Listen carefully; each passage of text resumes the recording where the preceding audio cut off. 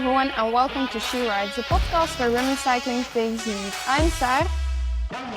Christoph, and today we're diving into the latest race results and hot topics in women's cycling. And we have a guest joining us to share her story. Let's get started. Ready? Hi everyone, and welcome to episode 31 of She Rides. We're a bit sooner back than last week, but we're back with a super interesting guest to finish the Spanish block of racing, actually, and it's also someone who showed her last week in Burgos. Hi. Hi, I'm Barbara Malcotti. I'm a rider from Human Power Health.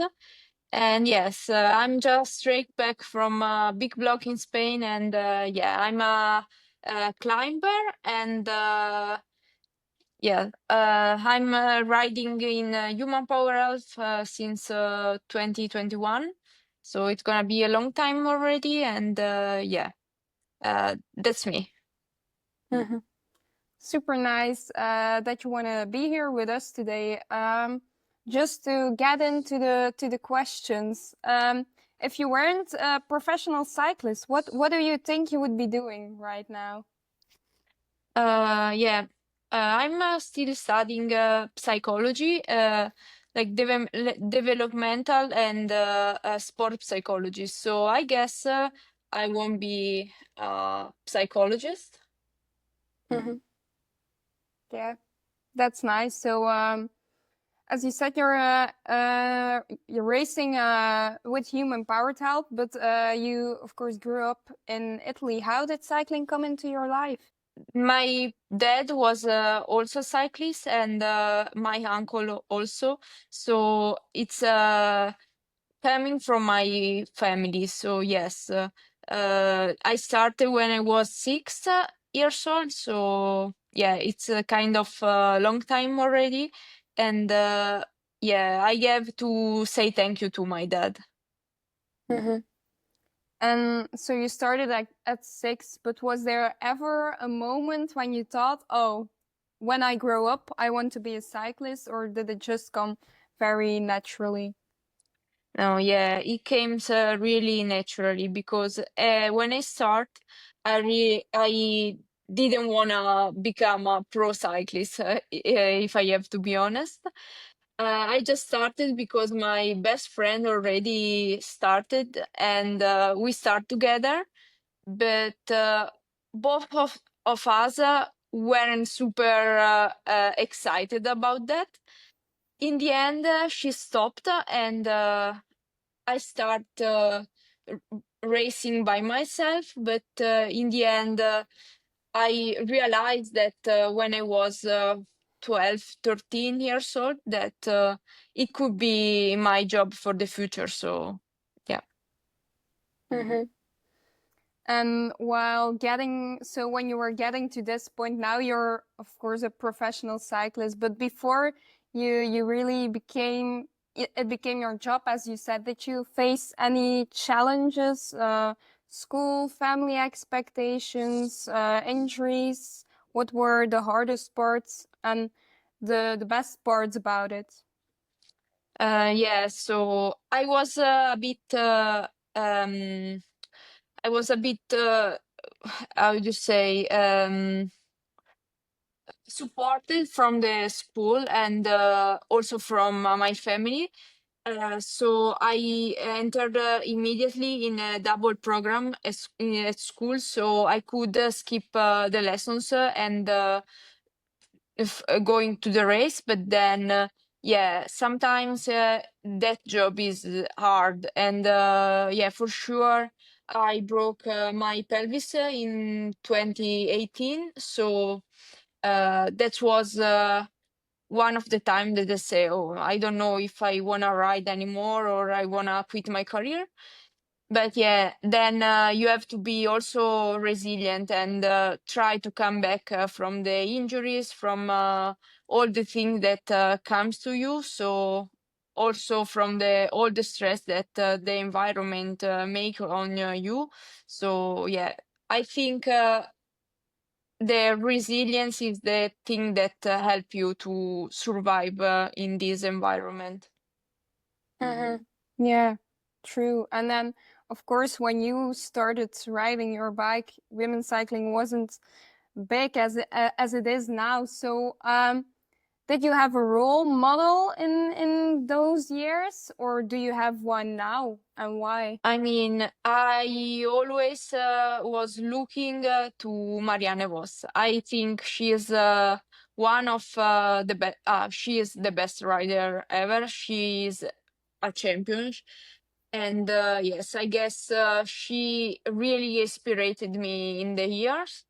And I don't think I will be like her for sure because there is just one in the world. But yeah, she is the rider that I really wanna be.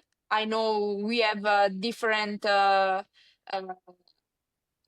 quality, but yes, in my sector, I wanna be like her. Mhm. That's great. You're also known as a climber, Barbara, especially this season. It's really really coming to the surface. Your climbing talents. Do you feel that that's really your true strength, or are you still discovering your strengths? Are you still discovering other strengths you have?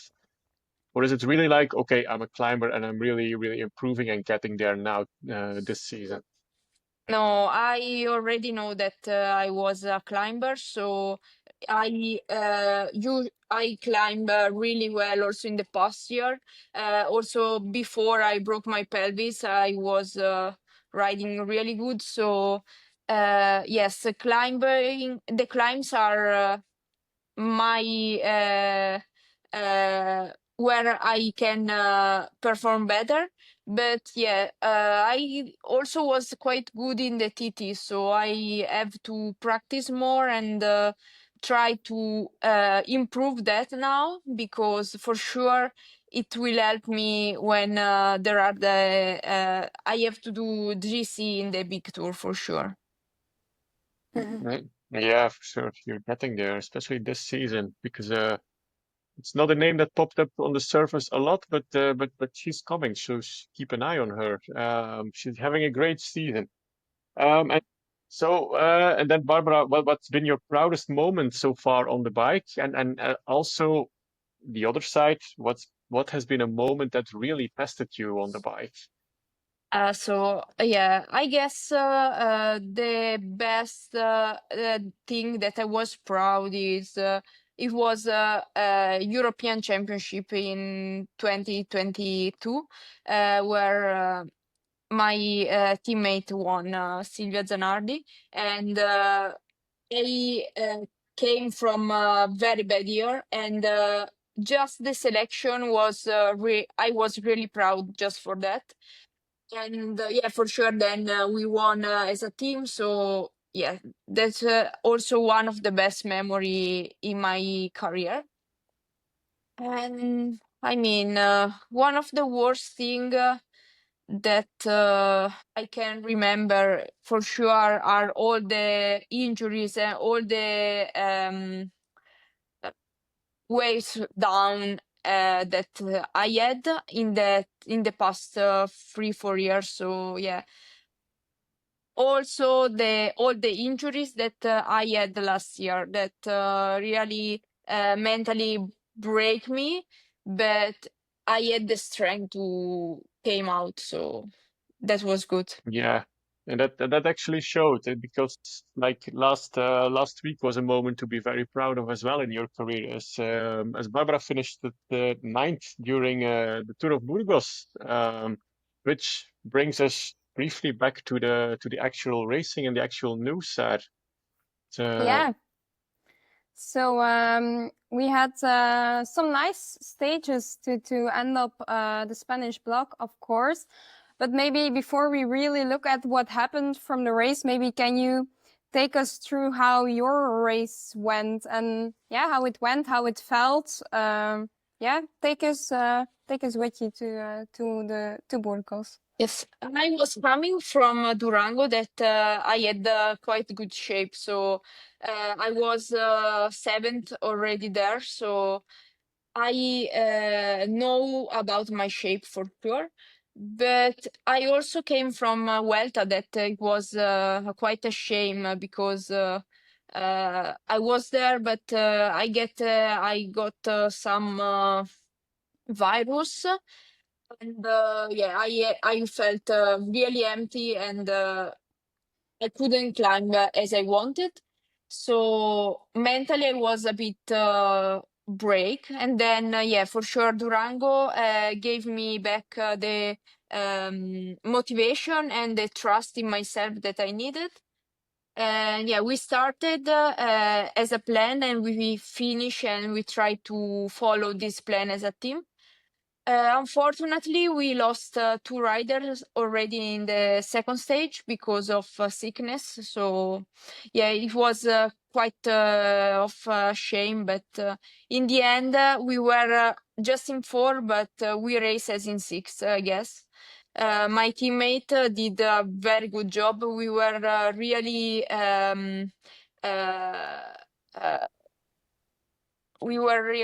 how to say, focus on our goal, and they really trust in myself. So I'm proud about the job that they did for me. How deep did you go on the final time trial, Barbara? It looked very deep to conserve your top 10 place in the GC.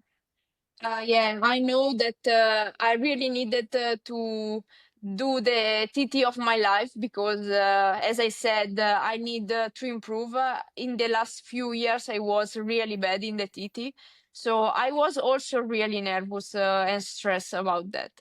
But I tried to go as much deep as I could. I was really drive very good by my DS in the car. So I know that the two riders just straight behind me could pass me for sure. Juliette was. I was sure, but in the end was good. The top 10 in a World Tour race after bad period and not so much results was good. Yeah. Yeah, great results. Congrats, Barbara. And then we had well, Marlon Royster putting up a full show during Tour of Burgos. She is back. If anyone had any doubts, still. But maybe we will just go over the separate stages for a second. So we started with the first stage with a win of Lorena Wiebes. It was Not a just surprise. No, it was not easy. Like the peloton really thinned out a bit, and then we had it was kind of not a weird lead out for me from Lotte, but it was like it seemed to be like something in between. Like it's a lead out, but I also want to try to win the stage, so it was something between that. But it worked out in the end. We just won by lengths. Super impressive. Yeah, quite easily. Before Balsamo, and then we had Kopecky. But just to show that it wasn't just an easy sprint stage, it proves that Longo Borghini becomes fourth. So it was easy for Lorena, but I think for the other sprinters it was a heavy stage. That's all that Spanish flat we call it, Barbara. It's never truly flat in Spain. No, So, in general was an hard stage also because we went quite easy because we had headwind almost all day. But then after the descent, they start to pull very fast, and there were a split in the bunch. So then the rider in front with Lorena, Elisa, and Kopecky were pulling so fast to try to go to the finish line, but we also in the back went super fast. So it was like a day all that everyone was full gas. So in the end, it was everyone said it's gonna be a sprint day, but in the end was a reduced bunch sprint. And it wasn't for sure hard for everyone. Also for Elisa Balsamo, that she's climbing quite good, but it was an hard day. Yeah, I can imagine, but just something to repeat, because I think we and most people go too easily. It's Wiebes, okay, yeah, expected. But just to show, like, put it in perspective, it's still quite an impressive move. Not because she wins every sprint, it's not less impressive to see this. So that was No, Yeah, let's sure. put it in to add here. perspective. Yeah, she won I mean, she's also good in the sprint on heavier stages. So yeah. It's Yeah. well, it's obvious that Phoebus wins, but it doesn't mean that it was a really flat and easy stage. That was not obvious at all. Yeah. Then onto the next stage. For me personally, I would say it was a mixed feeling stage. But we'll start off with the positive. Super cool win for me. Autostad was first of Yeah. all really great actually that she could follow Reusser. And then to beat her in the sprint, it was a bit a weird finish, but very cool. Always nice if an outsider wins. But of course, the mixed feeling part came from we had a crash. I don't know on how much K it was from the line, and I think Lotte Kopecky was held up. And then what we saw after the crash was UAE started pacing. So the commentators were like, of course, is this just to distance Lotte Kopecky, or is there also some kind of chances for crosswind? So I don't know. Can we make that clear? Was there any chance of crosswinds, or was it really just full gas and not really because of the wind? I mean, we were already full gas before the crash and was really chaos behind. I guess Kopecky was in the really wrong place in that moment because, like, after 50, the position 15 was really crazy. Everyone was trying to pass everywhere. I guess everyone knows that there were a small bridge before the 800-meter climbs, and then it could be that there were some possibility of echelons. So everyone was prepared of that, but she was all day behind. I don't know. It was strange because I never saw her so much in the back, and yeah, she was too far away, and probably some rider wanted to pass, and then the crash happened, and it was a big crash. Yeah, UAE maybe made a mistake, but they also played. If I have to be honest, in the radio we didn't get that Kopecky was behind. So I just realized that after 10 minutes when I turned my face and I saw that I was the last one. And I say, okay, we are 40 riding in this bunch. So yeah, also from my side, I can say I really didn't know that she was behind, because to us in the radio, no one said for sure. UAE knows that, and they play also different cards. But yeah, for sure, there could be that the win wasn't so high, but they tried to do a echelon, so it was really chaos there. It was yeah. Yeah. Okay, that's Well, nice to know. you're Maybe satisfied now, Stan, with the explanation from yeah, our sure. insiders from the Tour of Burgos. Yeah, of course, but Good. you don't know, because like from the TV, it really looked like the moment. Okay, it took some time before the commentators actually also saw if Lotte was there. Of course, I had seen it already, but from the TV, it really looked crash, and then they started riding. So, but of course, from behind the TV, you don't know if there are actually like high echelon chances. Okay, but yeah, I didn't like if it was really to distance someone, whoever it was. I don't really like the move, but yeah, just No, nice for to sure. yeah, just For nice sure to hear was from you a what happened there. So yeah, for sure was a wrong move, and it wasn't so nice. But yeah, I mean, everyone plays as they want, so we cannot say something yeah. about that. for sure. Yeah, and in the end, a nice win for me, Autostad in the national Yeah, jersey. for And sure. let's not forget Barbara's teammate Lily Williams coming up sixth in the second stage in the bunch sprint, which was nice to mention as well. Yeah. And then next stage was already the big mountain stage. Again, Marle Reuser, wow. We said it Yeah, like every episode, like, whoa, what the fuck is this? This is not normal. But yeah, it's just she's crazy strong. Great to see. Yeah, it was like she said in the interview, it was not my plan to attack there. I just thought I could go faster and no one followed. So yeah, that says enough, right? Also a great ride from Jara Kastelein, finishing second.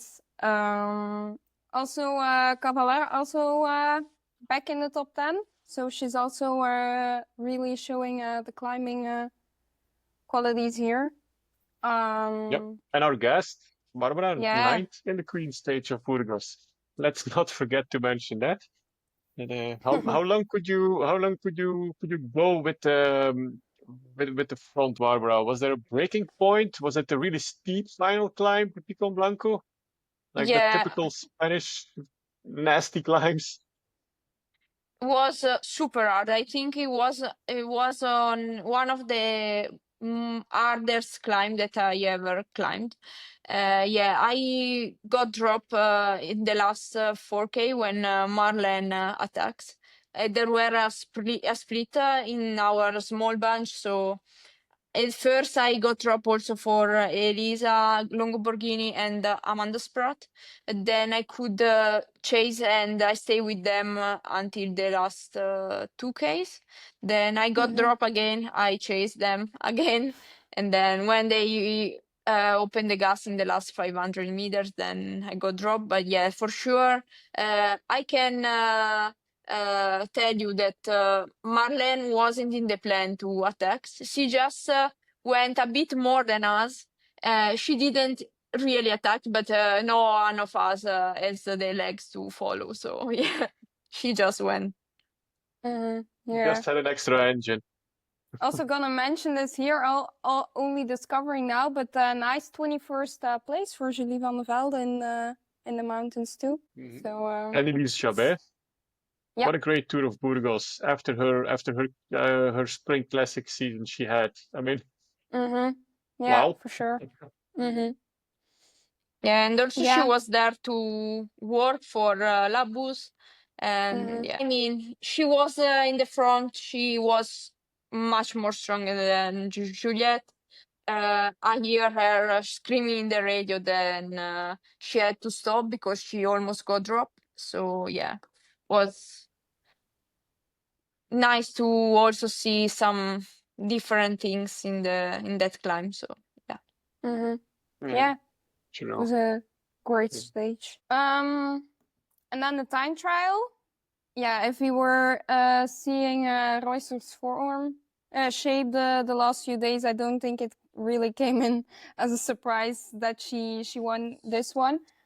But also, yeah, Juliette Labou, also very good time trial to mention it. Yeah, also Autostad again, fourth, so she's also pretty good shape. So yeah, it was The a usual shorter time suspects. trial. Yeah, and probably the only real flat of the of the whole Spanish block or something. So also nice to see one for once. It looked like strange roads in the beginning, especially of the time trial, Barbara. It looks like so narrow and so like, yeah. It looked like, huh? Where are they riding? The first 2Ks. Yeah, it wasn't really good. It wasn't a good road in the first part. It wasn't really poor PT because the road were really nasty and really small, and there were some tricky point, a lot of corners, and yeah, you had to know how to drive your bike for sure. Otherwise, it's gonna be really hard. And also the pavement wasn't so nice. So it seems like a cyclocross race in some point. But yeah, in the end, it wasn't a easy TT for sure. And also with a lot of cats. I don't know if you noticed it, but on live coverage, I think we saw a cat, some different cats crossing the road just before the riders, like 2 to 3 times or so. It was very close after Mireia Benito started. It was like she really had to brake for it. Don't know if you noticed anything during your time trial, but No, I had no time to notice other things instead me and my bike. So anything could happen. I don't know. So yeah. Apparently, it was a ginger cat that crossed the start. Luckily, it was not a black one.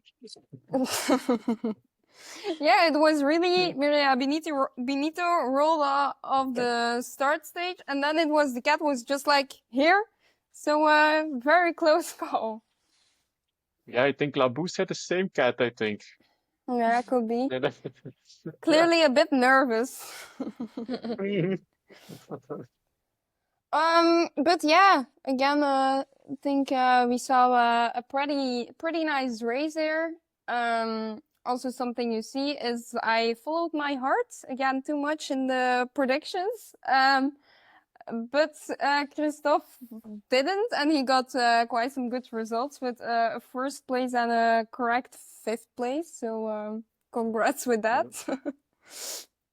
Credits to Natasha Kunavan as well for just whispering Marlene Royster in my ear that she was in good form and that she was the leading candidate to win. So credits to her, like 50-50. So yeah, I think that was it.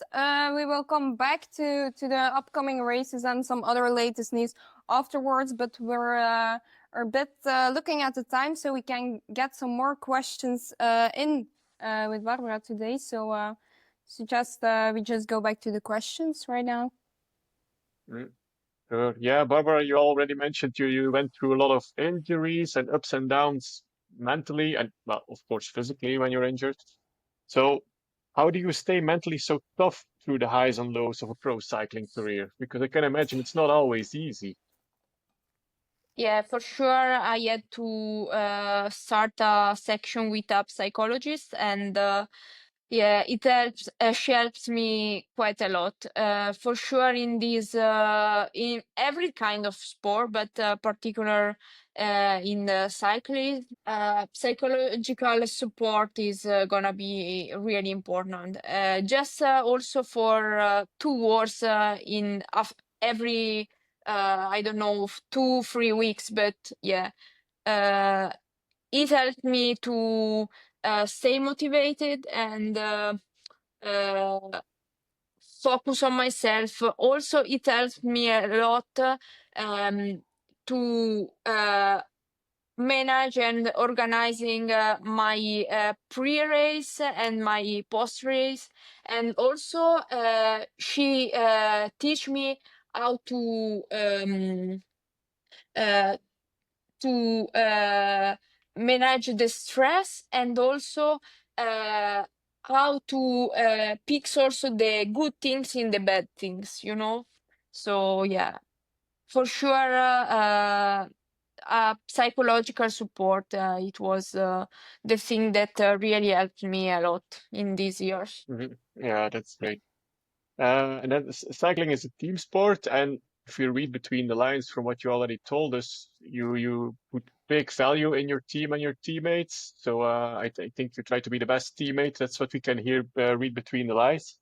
But what does a great team culture actually means to you? How is that shaped with human-powered health? How do they shape the team culture there?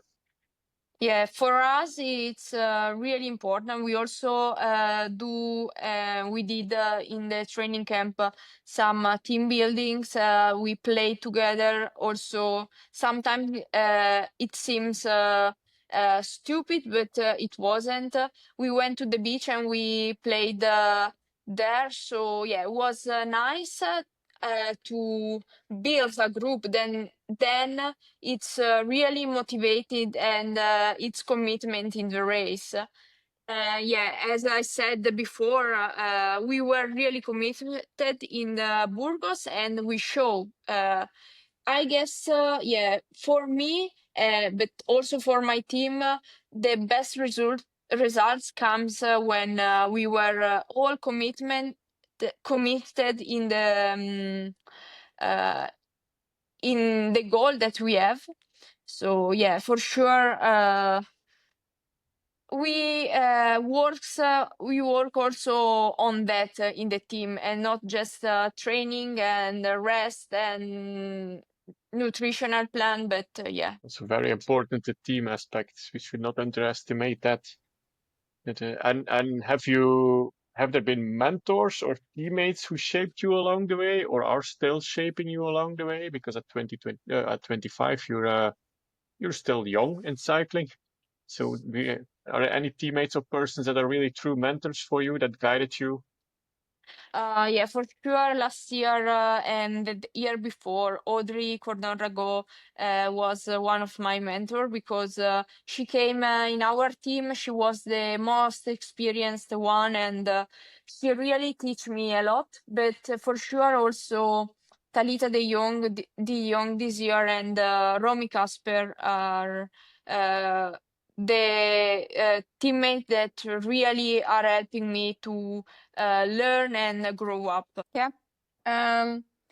Nice. And then something completely different, actually. Is there one thing, if you could just say one thing you wish you'd known when you started racing professionally? For sure, it was and it's already a dream, like winning a Grand Tour. But yeah, I don't know if it came in one time, but yeah, for sure that a dream that I had from when I was baby. So yeah, that's it. And then if we take a look at women's cycling, of course, it has evolved a lot over the past few years. What changes have you noticed in women's cycling and in the women's cycling peloton over the past few years? So for sure, we are growing every year, and the level is every year higher. But yeah, the power and the watts are increasing year by year. But also the teams are much more getting as a men's team, so more professional. The staff part is more accurate. We have much more nutritionists and coaches and Swanee that works in different things and in different way in the every single years. We will never came as the main teams, but we are growing as them. So yeah, nice. And in your opinion, what are the biggest challenges that still need to be fixed? I mean, I guess the salary is one of the things that is already a bit different between the World Tour team and the Continental teams. There are, and also the materials and everything that we have in a World Tour team. That then we have lot of races, also World Tour races, where the Continental team came racing to us with us.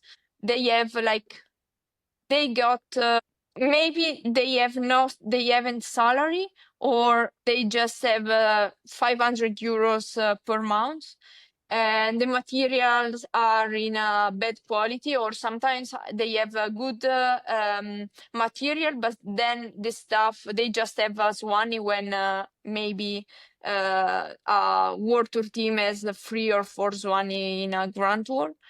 So yeah, we need maybe to have more equality from between World Tour team and Continental team, for sure. Yeah, make the gap between the two a little bit smaller. Exactly. And And more pay for the Conti riders. More pay for the yeah. Conti riders will improve their capabilities as well because they can focus more on training and then on cycling than on like scratching for money. Let's be honest. And it's a stress. Yeah, also because sometimes for this reason there are some rider that needs to go to work to get a salary, and then is a hobby riding their bike, but it shouldn't be. It must be their job. So Yeah, exactly. They're not all like Francesca Selva, like she said herself. Like they're all not as crazy as I am, just to keep on cycling just for peanuts. And she's right. So other Yeah. Conti riders might think like, I don't earn a nice paycheck. I just could go to work, and then it's much easier. So and that's a pity, I think. So Yeah, for sure. And then if you tomorrow got a seat at the UCI table, what would you push for to improve for women's cycling in short term? as I said already, I wanted that this gap between World Tour and Conti team getting smaller, and for sure the thing that I really want to push more is the salary for maybe a Continental team hasn't the budget to pay enough the rider, but I guess they need a minimum salary for also them. It will be less than ours, but they need it. Otherwise, they will never grow up. And then also in the Grand Tour, if they really wanna extend the Grand Tour to 2 weeks, as they said last year, we also need the rider that are able to ride 2 weeks, because otherwise the risk is that now we start, for example, Giro d'Italia in 100 rider, and after a week we are gonna be in 50. So, or 2 weeks we are gonna be in 50. So that's not make sense. Yeah. And the Wait. race calendar, what's your take on the race calendar as it is now? Where do you see like this has to change, or what do you think about that? I mean, Yeah, you have like the Spanish block with La Vuelta, then shortly after it's Tour de Suisse, and then you have already Tour de France Fun. And Giro. then it's like a Giro, of course, in between. Sorry, I forgot. And then it's like big nothing. It's like something feels yeah. strange as for us as we're on the sideline. It's like, Yeah, for example, I have a really big break, like 1.5 months after a tour that I have no race. Yeah, it was, I guess, a bit coming from because they cancel Tour of Scandinavia that was exactly in the middle there. So yeah, they couldn't move the races anymore. And also, I don't really know which kind of race they could put in that period, because, okay, there were a big block of classics that needs to be there and all together.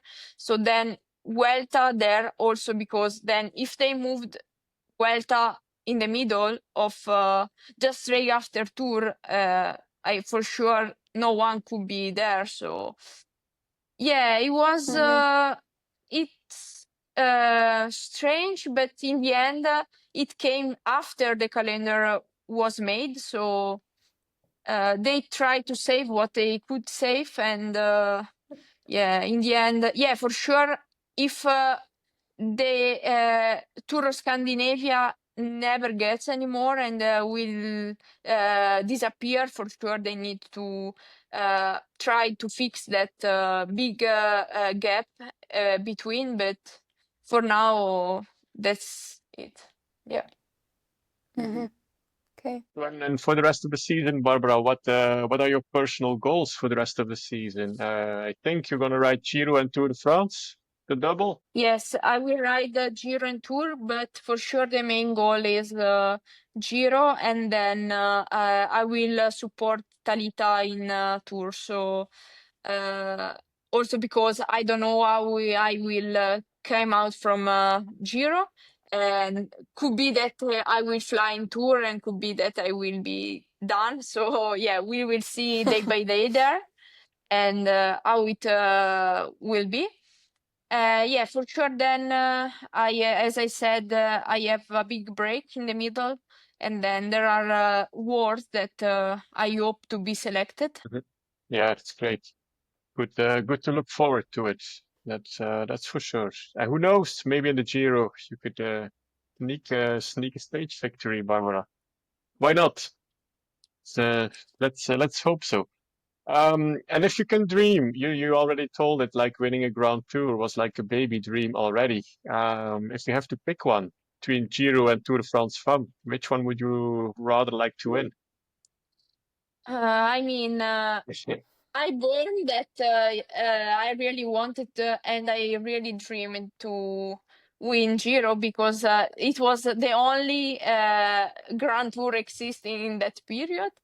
But Yeah. I mean, for sure, winning a Tour de France is much more better. Okay, I'm Italian and everything, but Tour de France is Tour de France for everyone, and I think is a dream of any climber in the peloton to win Tour de France. So yeah. Yeah, sure. That's for sure. And besides cycling, what is something you enjoy doing when you're not riding your bike, if that ever happens? Like in the month and a half that you have a break. Yeah, I have a dog, so I really like to working with him, and yeah, for sure. When I come back home after like big period like the one that I had, I like to spend my time also with my friend, but also take time for myself. Work. I live close to the lake, so I like to take some walks with my dog by and on the lake. But yeah, I like to be a bit more quiet when I'm at home, and yeah, for sure. A bit of silence is really needed when you are away Yeah, from yeah. home from months. Yeah, I can Yeah. imagine. I think we understand. And then just like move fast forward already. Like one day the career will be over, the professional cycling career will be over. Do you have any plans to stay into cycling, to do something with your sports psychology degree? Yeah, do you So have already ideas for let's say, the afterlife of professional cycling? yeah, for sure, the plan is to become a psychologist, and I don't know if I really wanna work in the environment, but for sure I wanna become a psychologist to help girls with food addiction. So yeah, maybe I could also try to work in the sport, but it's gonna be for different reason. Maybe not Mhm. directly on the sport and in the team, coaching and something like that. Mhm. Yeah, yeah. Yeah, still a lot of work to do regarding that, Barbara. So it might be a nice future as well that you have in mind. Mhm. Yeah, for sure. Before I will graduated, I need more times, and but yeah, step by step. I'm not afraid about that. I have my time, so I just try Sure. to cover the free time that I have when I at home. So yeah. Mhm. Yeah, for sure. You still have time. I mean, you're still young enough. You're 25. You still have a lot of good years on the bike, hopefully, ahead of you. So Yes, I hope so. And then is there some kind of life lesson that helped you along the way, and something that the cycling and the ups and downs and the setbacks has taught you that you now think applies to everyone? I mean, I always like to do my job and be focused of every small thing. So yeah, the thing that I guess you need to become professional, and you have to be really focused on that. And yeah, if you wanna get results, as I said, okay, you need to be resilient, but you also need to be professional 100%. At the moment, you can't skip some part. You need to be focused on your nutrition, on your rest, on your sleep. So the results came because of all the things together. So yeah. And then maybe to almost round it up, so you we can let you go and you can go to your team call. Do you have any message for people who are listening right now, young riders or just fans of women's cycling? Yeah, for sure. It's that we need support, and we need to be follow and watch it in the television. So yeah, and one thing that I wanna say to the young rider is yeah, for sure, as I said, to be focused and keep believe and keep fighting if you have a dream. So yeah. I think that's a nice piece of advice from Barbara Malcotti to wrap up our interview with Barbara. So before we let you go to the team meeting, Barbara, we just want to say a very big thank you for your appearance on the show. I think it was very interesting, and we're very lucky to have a rising climbing talent on our show today. So thank you very much, Barbara, for appearing on the show, and best of luck in Giro d'Italia and Tour de France, of course, and beyond. Thank you, and thank you to you. Thank you so much. Bye Thank you. bye. Bye bye. Bye. Okay, so now let's go back to the latest news for a second to just wrap up last week's racing. I think we have to mention the very surprising fact that Faulkner became USA champion again. Not Who a would big have of a thought? surprise, but yeah, just to mention it. So congrats again with another title, I'd say.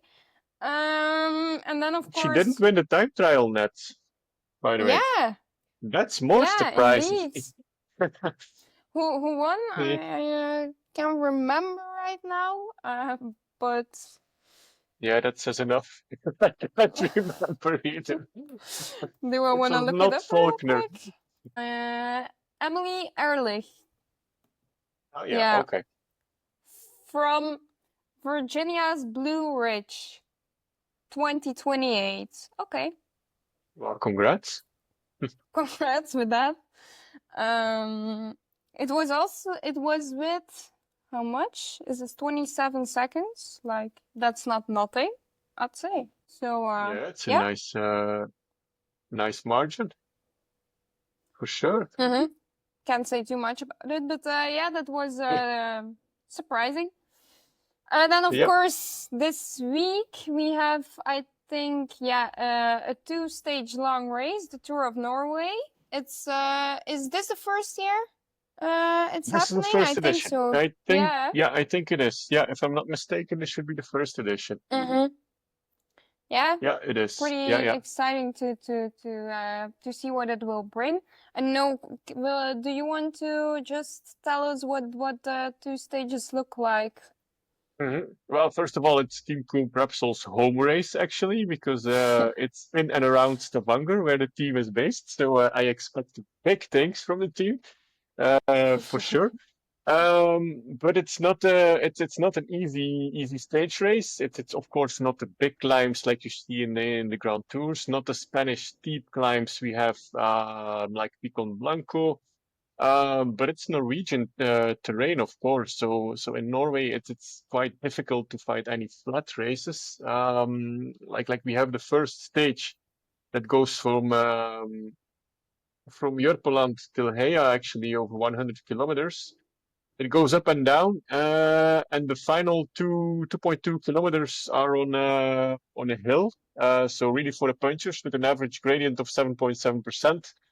So yeah, this is like too heavy for a bunch sprint. That's for sure. So we will for sure have to look at the punchers. We Yeah. saw already probably Ashley Moolman is racing, so we can already put her to the front, for example. And then the second stage is actually in and around Stavanger.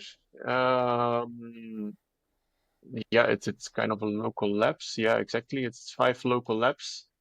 With every time a steep short climb in it of 300 meters with 9% average. So that's like more spring classic work in Flanders.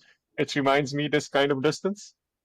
So yeah, that one is up for grabs. It's suitable for a breakaway, of course, with this kind of terrain. But the finish, the last let me just peek into it. Like yeah, the last 8 kilometers are like downhill and flat. So it's in between breakaway or is this going to be a bunch sprint? It remains to be seen. That this one is more open than the first stage, I think. But nice to see after folding of the Tour of Scandinavia, unfortunately, to see racing back in Scandinavia and in Norway with the first edition of the Tour of Norway.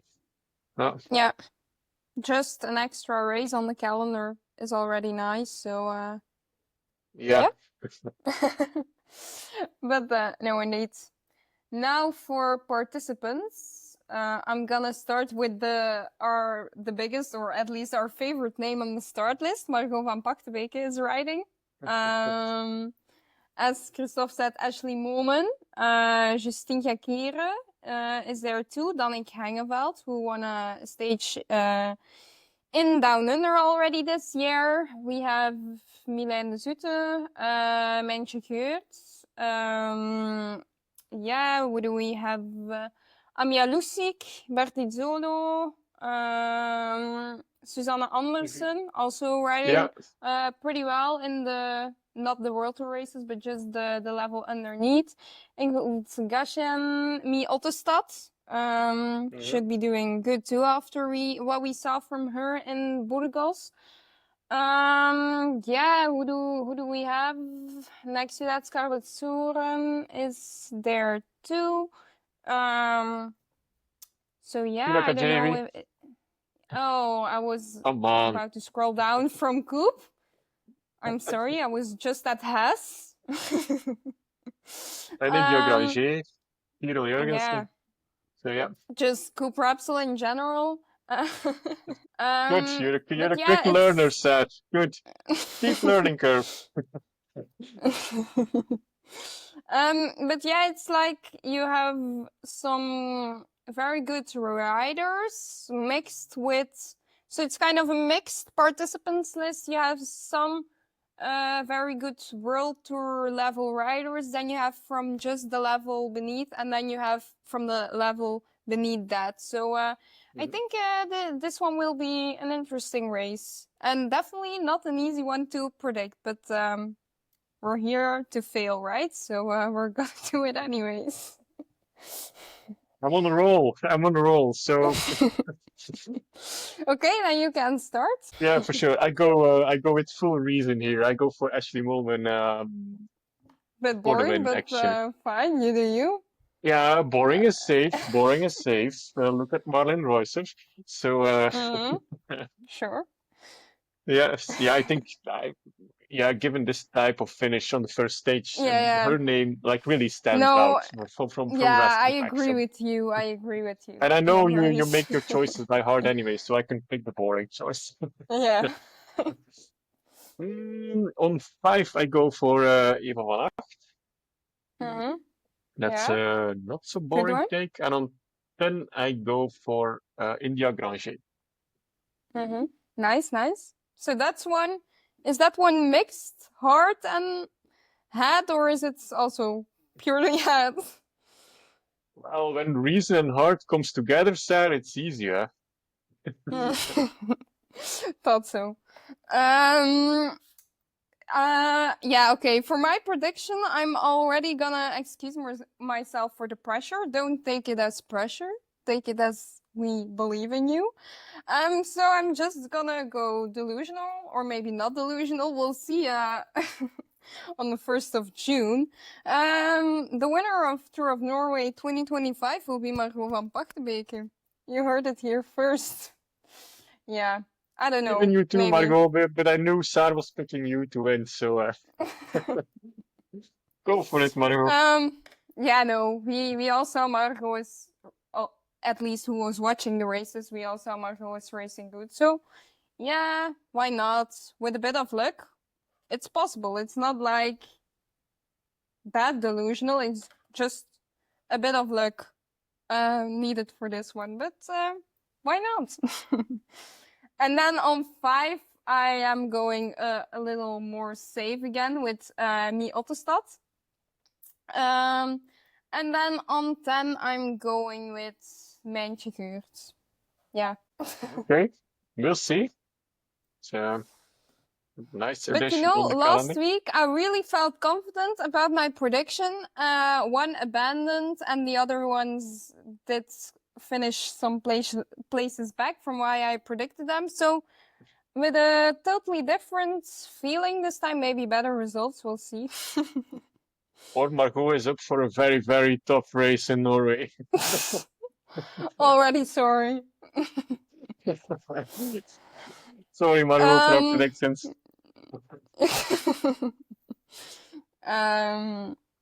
But yeah, looking forward to again women's cycling on the screen. Always nice. So yeah, I don't know if there is another topic you really want to talk about next to this. No, I think rest of the week has been quiet. That's I think you just have some little announcements or a little tease Yeah. to give to our listeners. Yeah, I'm just thinking how much do I want to say because there is a teaser post coming up this week too. So, but maybe I should just, yeah, I can say a bit. It's like a little gift for me to who really listens to the end. So we've been in contact with a Continental team racing kind of their home race and also for them the biggest race I think of the year next week, Tour of Britain, for who's wondering what the hell I'm talking about. So yeah, the team and me and Christophe thought actually that it would be quite interesting to give you some insights about what it is like to race the Tour of Britain with some of the best riders of the world as a rather small British continental team. So stay tuned on our socials. We will give you an insight in that by yeah. That's all I'm gonna say because I was almost gonna say more and that was it. So yeah, I would say just stay tuned for this new little project coming up. Sure. Then the only thing what's left is thanking our listeners for listening to episode 31, right? Yeah, indeed. Yeah, and we'll back with more. Yeah, I think it was very nice to have some rather out of the box guests on the show. Also because it's easier, I think, for us to just go to a Belgian cyclist with a familiar story just because we have a little more knowledge. But now we thought like she's showing some promising results. So let's get to know someone else, and definitely a talent for the future. So super excited to see, and yeah, we'll be back with more soon. Yeah, stay tuned. All right, so that's a wrap for episode 31 of She Rides. Thanks for joining us. I hope you enjoyed the ride. Absolutely, and women's cycling is packed with action, and we're here to bring you every twist and turn. Be sure to subscribe on Spotify, Amazon Music, or YouTube, and Apple Podcasts so you don't miss upcoming episodes. And if you like today's show, a rating, like, or comment really helps us reach more listeners. Follow us on Blue Sky and Instagram for behind-the-scenes updates, our hashtag #AskTheGuestGame, and more. Thanks to Barbara for joining us today, and don't hesitate to share your questions or topics you'd like us to cover. Stay tuned for more exciting guests and join our prediction competition, like She Rides podcast on Blue Sky to show off your knowledge, and She Rides is powered by KDM Endurance Coaching. Thanks for listening to She Rides, where women's cycling takes the lead. Keep watching the fun, and we'll catch you in the next one. Bye-bye. Bye.